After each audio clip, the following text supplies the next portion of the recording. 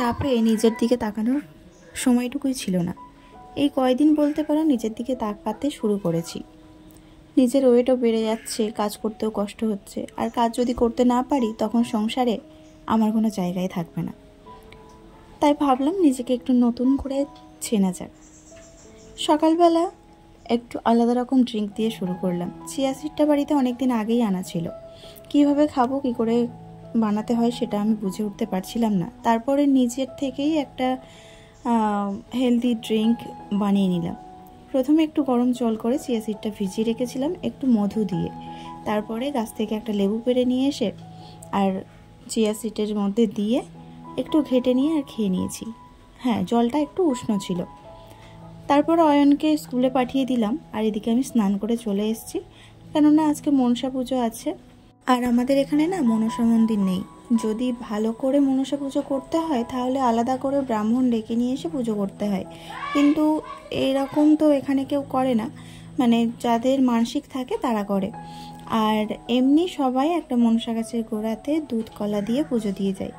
তো সকাল থেকে অনেকেই এসছে। আমাদের বাড়ির পাশেই মনসা গাছ আছে, মানে জেঠিমাদের বাড়ির ধারে, তো সেইখানেই দুধ কলা দিয়ে আসা হয়। আর খালের ধারে একটুখানি জায়গা পরিষ্কার করে সেখানেই দেওয়া হয়। আর ছোটুকে নিয়ে মা গেছে সকালবেলা কাকিমাদের বাড়িতে। আজকে হচ্ছে একাদশীর পার্বণ, তাই নিমন্ত্রণ করেছিল যে ছোটুকে আর মাকে ওখানে খেতে যাওয়ার জন্য, তাই জন্যই গেছে। আর সকালবেলা আমি রান্না করিনি, আর পুজো টুজো দিয়ে তারপরে রান্নাটা শুরু করব। তো চলো এখন পুজোর দিকে যাওয়া যাক। আর আজকে হচ্ছে শনিবার, আর এখন ঘড়িতে বেজে গেছে কিন্তু 10টা 15। এখন থেকে তোমাদেরকে সাথে নিয়ে আজকের ব্লগটা স্টার্ট করছি। আমার সাথে থেকো, আশা করছি তোমাদের ব্লগটা ভালো লাগবে। আর যারা এখনও আমার চ্যানেলটাকে সাবস্ক্রাইব করোনি তারা প্লিজ আমার চ্যানেলটা সাবস্ক্রাইব করে আমার পাশে থেকো। আর অবশ্যই কিন্তু একটা কমেন্ট করে জানিও তোমাদের কেমন লেগেছে, ভালো হোক বা খারাপ হোক। তোমাদের কমেন্ট যদি পাই তাহলে কিন্তু ভালো লাগে। আর যদি মনে হয় যে বন্ধুদের সাথে শেয়ার করবে তাহলে কিন্তু শেয়ারও করে দিতে পারো। তো দেখো আমার পুজোর ডালা কিন্তু গোছানো হয়ে গেছে। একটা কলা গাছের খোল নিয়েছি, আর দুটো কলা, কিছুটা ফুল, নকুলদানা, তেল, সিঁদুর, ধূপকাঠি, আর ঘটিতে হচ্ছে দুধ। তো চলো এই সব নিয়ে চললাম গাছের গোড়ায়। দেখো সকাল থেকে অনেকেই দিয়ে গেছে। আর এই যে বাচ্চাটা দেখছো, এটা হচ্ছে ছোটদার ছেলে। আমি যেখানে যাই ও সেখানে বাস চলে যায়, তাই আমি ওকে ডাকলাম, বললাম আয় তো একটু ঘন্টা বাজিয়ে দিবি। তাই ও আমার পাশে এসে ঘন্টা বাজাতে লাগলো। তো চলো প্রথমে গাছে না একটু তেল মাখিয়ে নিলাম, তারপরে একটু সিঁদুর দিয়ে দিলাম। এটা দিতে হয়, আমি বিয়ের পর থেকে এসেই দেখছি এখানে এইভাবেই মনসা পুজো দেওয়া হয়। আর আমার বাপের বাড়ির ওখানে তো বড় মন্দির আছে, হতো শনি মঙ্গলবার করে পুজো হতো, তা যে কোনো একদিন দিয়ে দিতাম। তো যাই হোক চলো এখন একটু ফুল দিয়ে দিলাম। আর এই যে খোলটা দেওয়ার জায়গা পাচ্ছিলাম না, তাই এই নিচের দিকটাতে দিয়ে দিলাম। তো কলার খোলে একটু কলা, দুধ, আর নকুলদানা, আর একটু ফুল, এই সবই দিয়ে নিলাম। আর গাছের গোড়াতেও একটু দুধ দিয়ে দিলাম।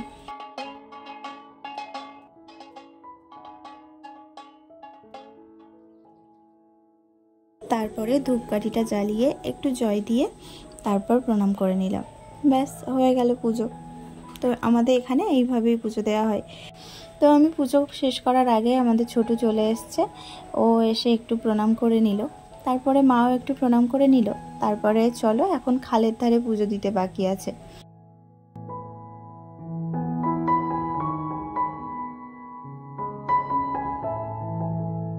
এদিকে চলে এসেছি খালের ধারে এসে, আর এই জায়গাটা একটু হাত দিয়ে গোবর দিয়ে নিয়েছি।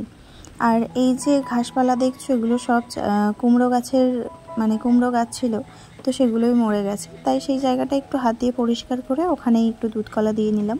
তো প্রথমে সর্দি দিয়ে নিল, তারপরে ওই খোলে আমি একটু দুধ দিয়ে দিলাম, দিয়ে প্রণাম করে নিয়েছি।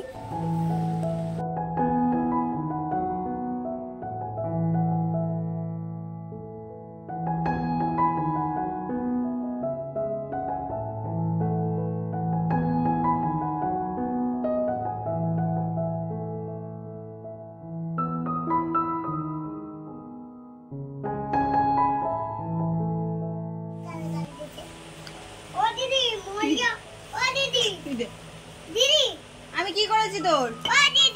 দেখ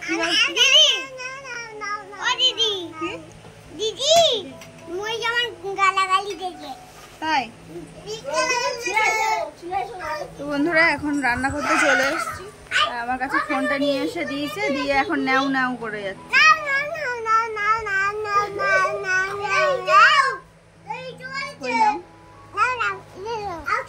ওটা ন্যাও নেই, ওই দেখ ওটা কে, ওটাই কে আছে, ওতে কে আছে।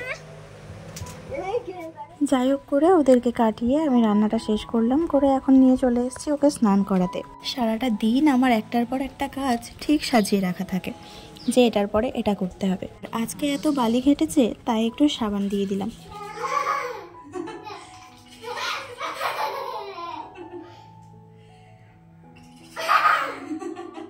আমাদের ছোটোর সাথে এরকম ছোটোখাটো দুষ্টুমি সবসময় চলতে থাকে, সেগুলো হয়তো ক্যামেরাবন্দি করা হয় না। তাই আজকে ভাবলাম যে একটু অন্যরকম ব্লগিংটা করা যাক। সবসময় তো রান্নাবান্না কাজকর্ম এইসব দিয়েই কেটে যায়, আজকে নয় একটু রান্নাবান্না কাজকর্মর সাথে একটু খেলাধুলাও থাকুক, তাই এই ধরনের ভিডিও করলাম। কেমন লেগেছে অবশ্যই কিন্তু কমেন্টে জানাবে। স্নান করিয়ে নিয়ে চলে এসেছি, তারপরে গায়ে একটু পাউডার দিয়ে জামাটা পরিয়ে দিলাম, আর টিপ পরাবো তার মধ্যে দুষ্টুমি শুরু করে দিয়েছে। আমি সবসময় স্নান করানোর পরে এই টিপ জামা কাপড় এইসবই পরিয়ে রাখি, তাহলে আর বিকেলবেলায় এইগুলো আর পরানোর কোনো ঝামেলা থাকে না। তারপরে ওকে ঘুম পাড়িয়ে দিয়েছিলাম খাইয়ে, আর বিকেলবেলা উঠে দেখছি বৃষ্টি হচ্ছে। তো খুব জোরে একটা বৃষ্টি হচ্ছে না, যতটুকু হচ্ছে রাস্তাঘাট কাদা করার মতো। তারপরে সন্ধ্যেবেলা একটু ম্যাগি নিয়ে এসে ওদের দুই ভাইকে করে দিয়েছিলাম।